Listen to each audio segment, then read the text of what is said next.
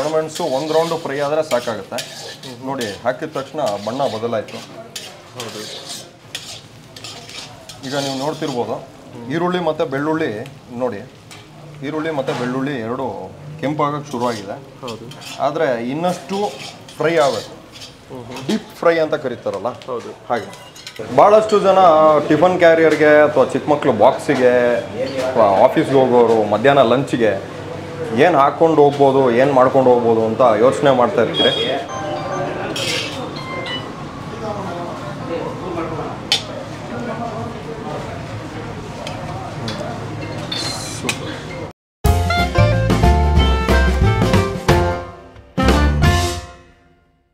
Hi hello ನಮಸ್ಕಾರ, ಎಲ್ಲರೂ ಹೇಗಿದ್ದೀರಾ? ಚೆನ್ನಾಗಿದ್ದೀರಾ ಅಂದ್ಕೊಂಡು ನಾನು ಕೂಡ ಸೂಪರ್ ಆಗಿದ್ದೀನಿ. ನಾನು ಇವತ್ತು ಗಾಯತ್ರಿ ಟಿಫನ್ ರೂಮ್ಗೆ ಬಂದಿದ್ದೀನಿ. ಗಾಯತ್ರಿ ಟಿಫನ್ ರೂಮ್ ಬಂದಿದ ತಕ್ಷಣ ನಿಮಗೆ ಗೊತ್ತಾಗಿರುತ್ತೆ ರೆಸಿಪಿ ವೀಡಿಯೋಗೋಸ್ಕರನೇ ಅಂತ.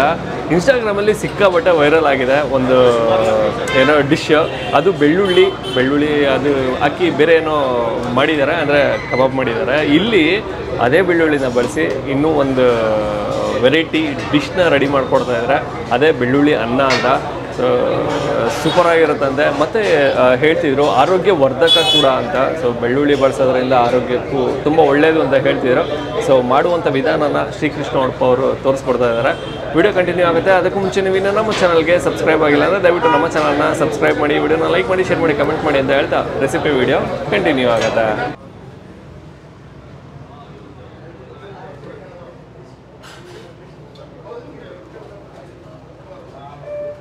ಇವತ್ತು ಒಂದು ಸ್ಪೆಷಲ್ ರೆಸಿಪಿ. ಹಾಂ ಸರ್. ಬೆಳ್ಳುಳ್ಳಿಯಿಂದ ಇತ್ತೀಚೆಗೆ ಒಂದು ತುಂಬ ಫೇಮಸ್ ಟ್ರೆಂಡ್ ಆಗಿದೆ. ತಮ್ಮೆಲ್ರಿಗೂ ಗೊತ್ತಿರ್ಬೋದು, ಗೊತ್ತಿಲ್ಲ ಅಂದರೆ ಸರ್ಚ್ ಮಾಡಿ, ಅದು ನಾನು ಹೇಳಲ್ಲ. ಆದರೆ ಅದೇ ಬೆಳ್ಳುಳ್ಳಿನ ಯೂಸ್ ಮಾಡಿ ನಾನೊಂದು ರೈಸ್ ಮಾಡೋಣ ಅಂತಿದ್ದೀನಿ. ಅದೇ ಬೆಳ್ಳುಳ್ಳಿಯನ್ನು ಅಥವಾ ಗಾರ್ಲಿಕ್ ರೈಸ್ ಅಂತ ಕರಿಬೋದು. ಓಕೆ. ತುಂಬ ಕಡಿಮೆ ಇಂಗ್ರೀಡಿಯೆಂಟ್ಸು. ಇದು ದಮ್ ಕಟ್ಟೋದಿಲ್ಲ ಅಥವಾ ಕುಕ್ಕರಲ್ಲಿ ಹಾಕಿ ಬೇಯಿಸೋದಿಲ್ಲ, ಮಸಾಲೆ ಹಾಕಿ. ಅನ್ನ ಏನಿರುತ್ತೆ ಅದನ್ನೇ ಬಳಸ್ಕೊಂಡು ಚಿತ್ರಾನ್ನ ತರಹ ಬೆಳ್ಳುಳ್ಳಿ ಅನ್ನ. ಅದಕ್ಕೆ ಏನೇನು ಸಾಮಗ್ರಿಗಳು ಬೇಕು ಅಂತ ಹೇಳೋದಾದರೆ, ಮೊದಲನೇದಾಗಿ ಒಗ್ಗರಣೆಗೆ ಸಾಸಿವೆ, ಸ್ವಲ್ಪ ಜೀರಿಗೆ, 2 ರಿಂದ 3 ಸ್ಪೂನು ಉದ್ದಿನ ಬೇಳೆ, ಗೋಡಂಬಿ, ಒಣಮೆಣಸಿನಕಾಯಿ ಅಥವಾ ಜಾಸ್ತಿ ಖಾರ ಬೇಕಾದವ್ರಿಗೆ ಹಸಿಮೆಣಸಿನಕಾಯಿ. ಆಮೇಲೆ ಮೇನ್ ಇಂಗ್ರೀಡಿಯೆಂಟು ಬೆಳ್ಳುಳ್ಳಿ, 1 ರಿಂದ 2 ಮುಷ್ಟಿ ಆಗೋಷ್ಟು ಬೆಳ್ಳುಳ್ಳಿನ ತೊಗೊಂಡಿದ್ದೀನಿ. ಸ್ವಲ್ಪ ಈರುಳ್ಳಿ ಅಂಶ ಜಾಸ್ತಿ ಕಾಣಿಸ್ತಾ ಇದೆ, ಆದರೆ ಈರುಳ್ಳಿ ಬೇಕೇ ಬೇಕಾಗುತ್ತೆ. ಕರಿಬೇವಿನ ಸೊಪ್ಪು, ತೆಂಗಿನಕಾಯಿ ತುರಿ, ರುಚಿಗೆ ತಕ್ಕಷ್ಟು ಉಪ್ಪು, ಆಮೇಲೆ ಅನ್ನ. ಯೂಶ್ವಲಿ ಬೆಳ್ಳುಳ್ಳಿ ರೈಸ್ ಏನಿದೆ ಅದು ಮನೇಲಿ ಹಿಂದಿನ ದಿವಸದ್ದು ರಾತ್ರಿ ಅನ್ನ ಏನಾದ್ರು ಉಳಿದಿದ್ರೆ ಮಾರನೇ ದಿನ ಬೆಳಿಗ್ಗೆ ಅದು ಏನು ಮಾಡ್ಬೋದಪ್ಪ, ಸುಮ್ಮನೆ ಬಿಸಾಕೋ ಬದಲು ತಿನ್ನಕ್ಕೆ ಮನಸ್ಸಿದ್ರೆ ಅದನ್ನೇ ಬೆಳ್ಳುಳ್ಳಿ ಅನ್ನ ಮಾಡ್ಕೊಂಡು ತಿಂದರೆ ಇನ್ನಷ್ಟು ರುಚಿ ಜಾಸ್ತಿ. ಸೊ ಬಿಸಿ ಅನ್ನ ಮಾಡಿಕೊಂಡ್ರು ಅದರಲ್ಲೂ ಚೆನ್ನಾಗಿರುತ್ತೆ, ಫ್ರೆಶ್ ಆಗಿ ಒಳ್ಳೆ ಪರಿಮಳಯುಕ್ತ ಬೆಳ್ಳುಳ್ಳಿ ಅನ್ನ. ಸೊ ನಾವೀಗ ಮಾಡೋಕ್ಕೆ ಶುರು ಮಾಡೋಣ. ಇದು ಜಾಸ್ತಿ ಹೊತ್ತು ತೊಗೊಳ್ಳಲ್ಲ, ಒಂದು 5 ರಿಂದ 10 ನಿಮಿಷಗಳ ಕಾಲ ಅಷ್ಟೇ, ಬೇಗ ಮುಗ್ದೋಗುತ್ತೆ. ಫಟಾಫಟ್ ಅಂತ ಆಗೋಗ್ಬಿಡುತ್ತೆ. ಓಕೆ. ಈಗ ಬಾಣಲಿಗೆ ಒಂದು 3 ರಿಂದ 4 ಸ್ಪೂನ್ ಆಗೋಷ್ಟು ಕುಕ್ಕಿಂಗ್ ಆಯಿಲ್. ಇದಕ್ಕೆ ತೆಂಗಿನ ಎಣ್ಣೆ ಬಳಸ್ಕೊಂಡ್ರು ತುಂಬ ಒಳ್ಳೆಯದು, ಇನ್ನಷ್ಟು ರುಚಿಕರವಾಗಿರುತ್ತೆ, ಇನ್ನಷ್ಟು ಪರಿಮಳ ಜಾಸ್ತಿ ಇರುತ್ತೆ. ಎಣ್ಣೆ ಬಿಸಿ ಆಗಲಿ. ಬಾಣಲಿಗೆ ನಾವು ಎಣ್ಣೆ ಏನು ಹಾಕ್ಕೊಂಡಿದ್ದೀವಿ ಅದು ಬಿಸಿಯಾಗಿದೆ. ಈಗ ಇದಕ್ಕೆ ಸಾಸಿವೆ ಸಿಡಿತಾ ಇದೆ. ಇದಕ್ಕೆ ಉದ್ದಿನ ಬೇಳೆ ಒಂದು ಸ್ವಲ್ಪ ಚೂರು ಕೆಂಪಾಗಕ್ಕೆ ಶುರು ಆಗಬೇಕು. ತಕ್ಷಣ ಇದಕ್ಕೆ ಗೋಡಂಬಿಯನ್ನು ಸೇರಿಸ್ಕೋಬೇಕು. ನೋಡಿ, ಉದ್ದಿನ ಬೇಳೆ ಫ್ರೈ ಆಗ್ತಾ ಇದೆ ಈಗ.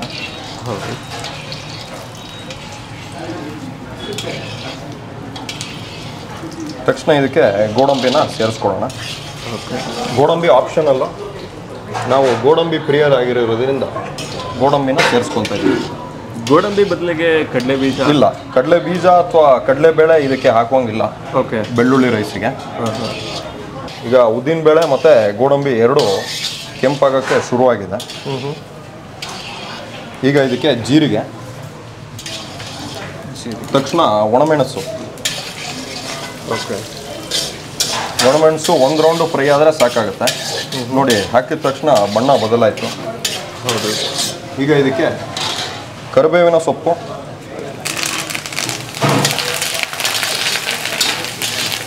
ತಕ್ಷಣ ಬೆಳ್ಳುಳ್ಳಿ ಮತ್ತು ಈರುಳ್ಳಿ. ಓಕೆ. ಬೆಳ್ಳುಳ್ಳಿ ಮತ್ತು ಈರುಳ್ಳಿ ಈ ರೈಸ್ ಬಾತಲ್ಲಿ ಎಸ್ಪೆಷಲಿ ಓಕೆ. ತುಂಬ ಫ್ರೈ ಆಗಬೇಕಾಗತ್ತೆ. ಮೇಯ್ನ್ ಇಂಗ್ರೀಡಿಯೆಂಟೇ ಬೆಳ್ಳುಳ್ಳಿ ಆಗಿರೋದ್ರಿಂದ ಬೆಳ್ಳುಳ್ಳಿ ಕೆಂಪಾಗಬೇಕು, ಅಲ್ಲಿವರೆಗೆ ಇದನ್ನು ಹಾಗೆ ಫ್ರೈ ಮಾಡಬೇಕಾಗತ್ತೆ. ಓಕೆ. ಮತ್ತಿನ್ನು ಬೆಳ್ಳುಳ್ಳಿನ ಉಂಡೆನೇ ಬಳಸಿದೀವಲ್ಲ, ಅದನ್ನು ಜಜ್ಜಿ ಏನಾದ್ರು ಬಳಸ್ಬೋದಾ? ಜಜ್ಜಿ ಅಥವಾ ಕಟ್ ಮಾಡಿಕೊಂಡು ಬೆಳೆಸ್ಬೋದು. ಆದರೆ ಅದು ಎಣ್ಣೆಯಲ್ಲಿ ಫ್ರೈ ಆಗುತ್ತಲ್ಲ, ಅದು ಇನ್ನಷ್ಟು ಅದರ ಸೈಜು ಚಿಕ್ಕದಾಗುತ್ತೆ. ಓಕೆ. ಜಜ್ಜಿದ್ರೆ ಜಜ್ಬೋದು, ಆಗಲ್ಲ ಅಂತಲ್ಲ. ಆದರೆ ಇಡೀ ಬೆಳ್ಳುಳ್ಳಿ ಸಿಕ್ಕಿದ್ರೆ ಅದು ರುಚಿ ತುಂಬ ಚೆನ್ನಾಗಿರುತ್ತೆ. ಈಗ ನೀವು ನೋಡ್ತಿರ್ಬೋದು, ಈರುಳ್ಳಿ ಮತ್ತು ಬೆಳ್ಳುಳ್ಳಿ ನೋಡಿ, ಈರುಳ್ಳಿ ಮತ್ತು ಬೆಳ್ಳುಳ್ಳಿ ಎರಡು ಕೆಂಪಾಗಕ್ಕೆ ಶುರುವಾಗಿದೆ. ಹೌದು. ಆದರೆ ಇನ್ನಷ್ಟು ಫ್ರೈ ಆಗಬೇಕು, ಡೀಪ್ ಫ್ರೈ ಅಂತ ಕರೀತಾರಲ್ಲ, ಹೌದು, ಹಾಗೆ. ಈಗ ನಾವು ಮಾಡ್ತಾ ಇರೋ ಬೆಳ್ಳುಳ್ಳಿ ಅನ್ನ ತುಂಬ ಕಡಿಮೆ ಕ್ವಾಂಟಿಟಿ, ಮನೆಯಲ್ಲಿ ಒಂದು 4 ಜನ ಇದ್ದರೆ ಅಥವಾ ಒಂದು 5 ಜನ ಇದ್ದರೆ ಅಷ್ಟೇ ಜನಕ್ಕೆ ಆಗುವಷ್ಟು ಒಂದು ಪ್ರಮಾಣದಲ್ಲಿ ನಾನು ಇವತ್ತು ತೋರಿಸ್ತಾ ಇರೋದು. ಈ ಬೆಳ್ಳುಳ್ಳಿ ಅನ್ನ ಏನಿದೆ ಇದು ಆರೋಗ್ಯಕ್ಕೆ ತುಂಬ ಒಳ್ಳೆಯದು. ಯಾಕೆ ಅಂದರೆ ಬಹಳಷ್ಟು ಜನ ಬೆಳ್ಳುಳ್ಳಿನ ಅಷ್ಟು ಇಷ್ಟಪಡಲ್ಲ. ಯಾಕೆಂದರೆ ಅದರಲ್ಲಿ ಒಂದು ಹಸಿ ಪರಿಮಳ ಏನಿರುತ್ತೆ ಅದು ಬಹಳಷ್ಟು ಜನಕ್ಕೆ ಆಗಿ ಬರಲ್ಲ. ಆದರೆ ಅದನ್ನು ಫ್ರೈ ಮಾಡಿ ತಿಂದರೆ ಅದನ್ನು ಹಾರ್ಟಿಗೆ ತುಂಬ ಒಳ್ಳೆಯದು. ಯಾಕೆಂದರೆ ಅದರಲ್ಲಿ ಸಲ್ಫರ್ ಕಂಟೆಂಟು ತುಂಬ ಇರುತ್ತೆ. ಈರುಳ್ಳಿ ಮತ್ತು ಬೆಳ್ಳುಳ್ಳಿ ಸಲ್ಫರ್ ಕಂಟೆಂಟ್ ಜಾಸ್ತಿ ಇರೋದರಿಂದ ಹಾರ್ಟಿಗೆ ತುಂಬ ಒಳ್ಳೆಯದು, ಆರೋಗ್ಯಕರ ಕೂಡ. ಬೆಳ್ಳುಳ್ಳಿ ತಿನ್ನಬೇಕು ಅಂತ ಡಾಕ್ಟ್ರು ಹೇಳ್ತಾರೆ, ಆದರೆ ಯಾವ ರೀತಿಯಲ್ಲಿ ತಿನ್ನಬೇಕು ಅಂತ ಗೊತ್ತಾಗಿರೋದಿಲ್ಲ. ಹೌದು. ಈ ರೀತಿ ಕೂಡ ಅದನ್ನು ಸೇವಿಸ್ಬೋದು. ಬೆಳ್ಳುಳ್ಳಿ ರೋಗ ನಿರೋಧಕ ಶಕ್ತಿನ ಕೂಡ ಹೆಚ್ಚಿಸುತ್ತೆ, ಅಂದರೆ ಇಮ್ಯುನಿಟಿ ಪವರ್ನ ಬಿಲ್ಡ್ ಮಾಡುತ್ತೆ ಅಂತ ಅದನ್ನು ಹೇಳ್ತಾರೆ ಸ್ಟಡೀಸ್ ಪ್ರಕಾರ. ಹೌದು. ಹೌದು. ಈಗ ನಿಮಗೆ ಈರುಳ್ಳಿ ಮತ್ತು ಬೆಳ್ಳುಳ್ಳಿ ಪರಿಮಳ, ಫ್ರೈ ಆಗಿರೋ ಪರಿಮಳ ಚೆನ್ನಾಗಿ ಬರ್ತಾ ಇರುತ್ತೆ. ಚೆನ್ನಾಗಿ ಬರ್ತಾ ಇದೆ. ಹೌದು. ಹೌದು. ಬರೇ ಬೆಳ್ಳುಳ್ಳಿ ಹಾಕ್ಬೋದು. ಇದಕ್ಕೆ ಹಾಕಿದ್ರೆ ಅದರ ಬೆಳ್ಳುಳ್ಳಿ ಕ್ವಾಂಟಿಟಿ ತುಂಬ ಜಾಸ್ತಿ ಹಾಕಬೇಕಾಗತ್ತೆ. ಅದು ಬಹಳಷ್ಟು ಜನಕ್ಕೆ ಇಷ್ಟ ಆಗದೆ ಇರ್ಬೋದು. ಆದರೆ ಈರುಳ್ಳಿ ಹಾಕೋದ್ರಿಂದ ಬೆಳ್ಳುಳ್ಳಿ ಪರಿಮಳ ಸ್ವಲ್ಪ ಕಮ್ಮಿಯಾಗಿ ಅದು ಈರುಳ್ಳಿ ಫ್ಲೇವರ್ ತುಂಬ ಚೆನ್ನಾಗಿ ಬರುತ್ತೆ. ಜೊತೆಲಿ ಆಲ್ಮೋಸ್ಟ್ ಒಂಥರ ಚಿತ್ರಾನ್ನ ಥರ ಫೀಲ್ ಆಗುತ್ತೆ.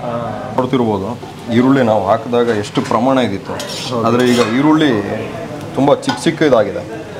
ಈಗ ಇದಕ್ಕೆ ತೆಂಗಿನಕಾಯಿ ತುರಿಯನ್ನು ಸೇರಿಸ್ಕೊಳ್ಳೋಣ. ತೆಂಗಿನಕಾಯಿ ತುರಿ.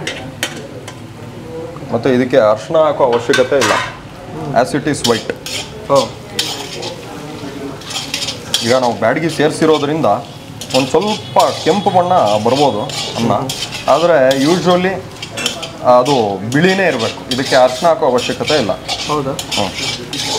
ಈಗ ಇದಕ್ಕೆ ರುಚಿಗೆ ತಕ್ಕಷ್ಟು ಉಪ್ಪನ್ನು ಸೇರಿಸ್ಕೊಳ್ಳೋಣ. ಒಲೆನ ಆಫ್ ಮಾಡ್ಕೊಳ್ಳೋಣ. ಒಂದು ಸತಿ ಇದನ್ನು ಹೀಗೆ ಆಡಿಸ್ಕೊಂಡು ಇದಕ್ಕೆ ಈಗ ಅನ್ನನ ಸೇರಿಸ್ಕೊಳ್ಳೋಣ.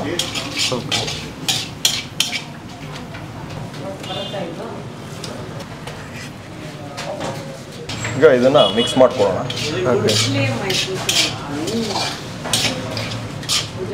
ನಾನು ಮುಂಚೆನೇ ಹೇಳ್ದಂಗೆ ಇದಕ್ಕೆ ಕೊಬ್ಬರಿ ಎಣ್ಣೆ ಅದನ್ನು ಹಾಕಿ ನಾವು ಮಾಡಿದ್ರೆ ಅದ್ರ ಬರುತ್ತೆ ಟೇಸ್ಟು ಮತ್ತು ಪರಿಮಳ ಇನ್ನಷ್ಟು ಚೆನ್ನಾಗಿ ಬರುತ್ತೆ. ಈಗ ನಮ್ಮ ಬೆಳ್ಳುಳ್ಳಿ ರೈಸ್, ಬೆಳ್ಳುಳ್ಳಿ ಅನ್ನ ಅಥವಾ ಗಾರ್ಲಿಕ್ ರೈಸ್ ಏನಂತ ಕರಿತೀರಿ, ಓಕೆ, ಅದು ರೆಡಿಯಾಗಿದೆ.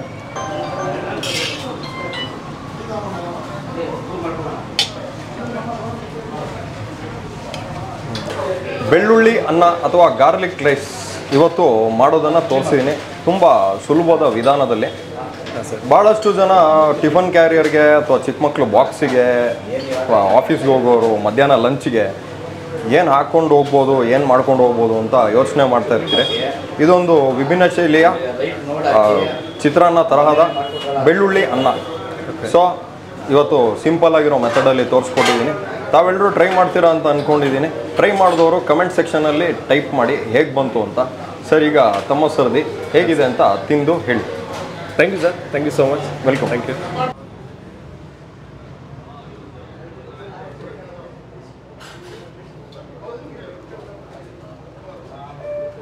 ಶ್ರೀಕೃಷ್ಣ ಉಡುಪ ಅವರು ಬೆಳ್ಳುಳ್ಳಿ ಅನ್ನ ಮಾಡ್ಕೊಂಡಿದ್ದಾರೆ. ಸೊ ಅದ್ಭುತವಾಗಿದೆ, ಒಂದು ಸಿಂಪಲ್ ರೆಸಿಪಿ, ಮನೆ ಮಟ್ಟಿಗೆ ಆರಾಮ್ಸೆ ಮಾಡ್ಕೊಂಡ್ಬಿಡ್ಬೋದು. ಮತ್ತಿನ್ನು ಆರೋಗ್ಯವರ್ಧಕ ಅಂತ ಸ್ಟಾರ್ಟಿಂಗಲ್ಲೂ ಹೇಳಿದರು. ಮತ್ತು ಬೆಳ್ಳುಳ್ಳಿ ಆ ಫ್ಲೇವರು ತುಂಬ ಚೆನ್ನಾಗಿ ಸಿಗುತ್ತೆ ಇದರಲ್ಲಿ. ಸೊ ತೊಗೊಂಬಿಡೋಣ, ಟೇಸ್ಟ್ ಮಾಡ್ಬಿಡೋಣ. ಕೆಂಪು ಮೆಣಸಿನಕಾಯಿ ಬಳಸಿದ್ದಾರೆ, ಗೋಡಂಬಿ ಬಳಸಿದ್ದಾರೆ, ಸೊ ಜೀರಿಗೆ ಎಲ್ಲ ಬಳಸಿದ್ದಾರೆ. ಮೊದಲನೇ ತುತ್ತು. ಆಹಾ, ಸೂಪರ್. ಮನೇಲೇನಾದರೂ ಮಾಮೂಲಿ ರೆಗ್ಯುಲರಾಗಿ ಏನೋ ಚಿತ್ರಾನ್ನ ಮಾಡ್ಕೊತಾ ಇದ್ರೆ ಇದನ್ನು ಟ್ರೈ ಮಾಡಿ, ಸಕ್ಕತ್ತಾಗಿದೆ. ಆ ಬೆಳ್ಳುಳ್ಳಿ ಫ್ಲೇವರ್ ಭಾಳ ಇಷ್ಟ ಆಗುತ್ತೆ. ಏನಂದರೆ ಆ ಎಣ್ಣೆಲಿ ಫ್ರೈ ಆಗಿರುತ್ತಲ್ಲ, ಅದ್ರ ಟೇಸ್ಟೇ ಬೇರೆ ಥರ ಬಂದಿರುತ್ತೆ. ಮತ್ತು ಇನ್ನು ಈರುಳ್ಳಿ ಬೇರೆ ಅತಿ ಹೆಚ್ಚು ಬಳಸಿದ್ದಾರೆ. ಆ ಈರುಳ್ಳಿ ಟೇಸ್ಟು ಕೂಡ ನಿಮಗೆ ಸಿಗುತ್ತೆ. ಕಾಯಿ ಬಳಸಿದ್ದಾರೆ, ಜೀರಿಗೆ ಬಳಸಿದ್ದಾರೆ, ಸೊ ಅದ್ರದ್ದೆಲ್ಲ ಫ್ಲೇವರು ನಿಮಗೆ ನೀಟಾಗಿ ಸಿಗುತ್ತೆ. ಇನ್ನು ಗೋಡಂಬಿ ಬೇರೆ ಬಳಸಿದ್ದಾರೆ, ರಿಚ್ ಆಗಿರುತ್ತೆ. ಓಕೆ, ನಾನು ಈ ವಿಡಿಯೋನ ಇಲ್ಲಿಗೆ ಎಂಡ್ ಮಾಡ್ತಾ ಇದ್ದೀನಿ. ಮತ್ತೊಮ್ಮೆ ನಾನು ನಿಮ್ಮನ್ನು ನೆಕ್ಸ್ಟ್ ವಿಡಿಯೋದಲ್ಲಿ ಭೇಟಿ ಮಾಡ್ತೀನಿ. ಅದಕ್ಕೂ ಮುಂಚೆ ನೀವು ನಮ್ಮ ಚಾನಲ್ಗೆ ಸಬ್ಸ್ಕ್ರೈಬ್ ಆಗಿಲ್ಲ ಅಂದರೆ ದಯವಿಟ್ಟು ನಮ್ಮ ಚಾನಲ್ನ ಸಬ್ಸ್ಕ್ರೈಬ್ ಮಾಡಿ, ವಿಡಿಯೋನ ಲೈಕ್ ಮಾಡಿ, ಶೇರ್ ಮಾಡಿ, ಕಮೆಂಟ್ ಮಾಡಿ ಅಂತ ಹೇಳ್ತಾ ನೆಕ್ಸ್ಟ್ ವಿಡಿಯೋದಲ್ಲಿ ಭೇಟಿ ಆಗೋಣ.